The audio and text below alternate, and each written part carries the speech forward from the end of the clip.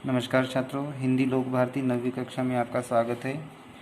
आज हम देखेंगे नई एक कविता किताबें।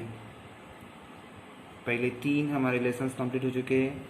आज हम किताबें के बारे में क्या जानकारी दी है उसके बारे में आप जानकारी देखेंगे।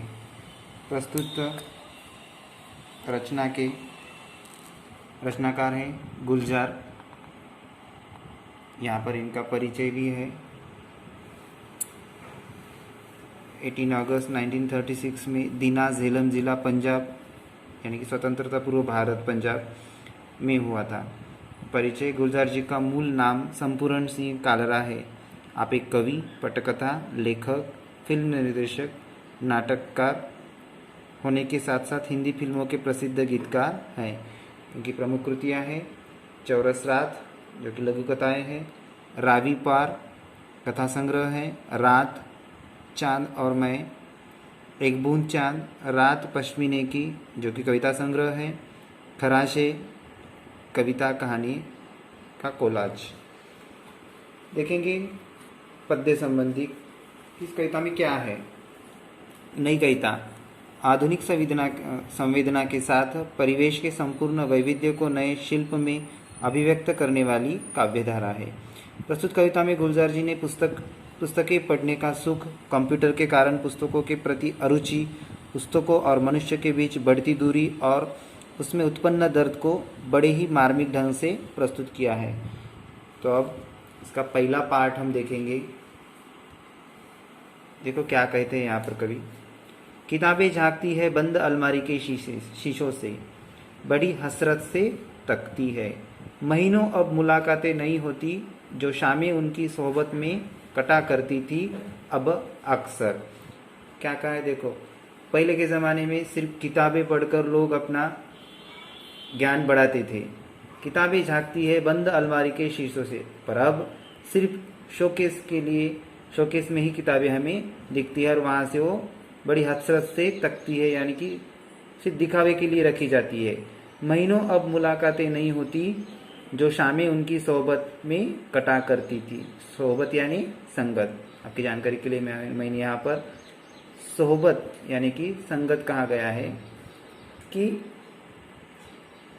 महीना महीना क्या करते थे हम, किताबें पढ़कर हमारा वक्त जो है वो यूं ही निकल जाता था। पर अब ऐसा नहीं, अब सबके घर पे मोबाइल्स, कंप्यूटर्स है, तो अब अक्सर उन पे ही ज़्यादा लोग रहते हैं।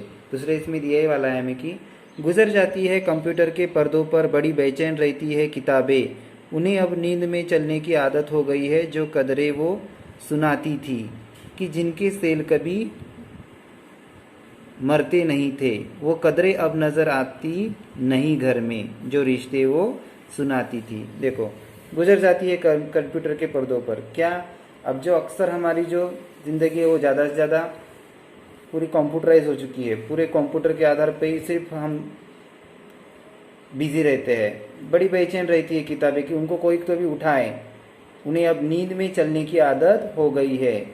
जो कदरें वो सुनाती थी, कदरें यानी मूल्य, जो किताबों से हमें मूल्य ज्ञान मिलता था अब वो बंद हो चुका है। कि जिनके सेल कभी मरते नहीं थे। सेल, अब कंप्यूटर को क्या चाहिए आप सबको मालूम है कि उसको इलेक्ट्रिसिटी चाहिए। कोई ऐसे रहते कि बैटरी रहती है, किस मोबाइल में बैटरी रहती है, बैटरी खत्म हो गई, हमारा ज्ञान पूरा समझो खत्म हो चुका। पर किताबों का वैसा नहीं था, कभी उसके सेल खत्म नहीं होते थे। वो कदरें अब नज़र नहीं आती घर में, जो रिश्ते वो सुनाती थी। अब पहले के तरीका नहीं है, पूरा मॉडर्नाइजेशन हो चुका है, तो लोग जो कुछ भी मूल्य लेते हैं वो कंप्यूटर के थ्रू ही लेते हैं, और इससे अब रिश्तों में भी बड़ी दरार आने लगी है।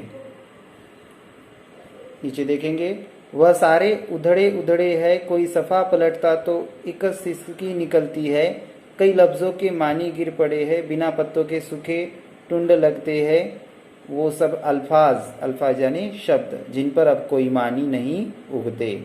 सब ऐसे उधड़े उधड़े लगते हैं कि कोई भी अब किताबी की तरफ ज़्यादा ध्यान नहीं देता। बच्चे भी स्कूल में पढ़ाई करते हैं तो घर आके पूरा होमवर्क जो है वो कंप्यूटर और ऑनलाइन। जब कि आप देखो, अब हमारे ऊपर भी जो वही नौबत आ चुकी है कि हम कंप्यूटर और मोबाइल का इस्तेमाल करके यह पढ़ाई कर रहे हैं। तो ठीक उसी तरह किताबों का महत्व कम होते जा रहा है और जो कुछ भी इलेक्ट्रॉनिक्स, जो कुछ भी मीडिया है, उसके थ्रू हम हमारा नॉलेज बढ़ाने की अब ज़्यादा से ज़्यादा कोशिश करते हैं। पर सच में पहले के ज़माने में बहुत अच्छी तकनीक थी कि हम किताबें पढ़कर ही हमारा ज्ञान एक पीढ़ी से दूसरी पीढ़ी में दे सकते थे। इसका रहे वाला पार्ट हम नेक्स्ट वीडियो में देखेंगे। आप सभी को ये 3 जो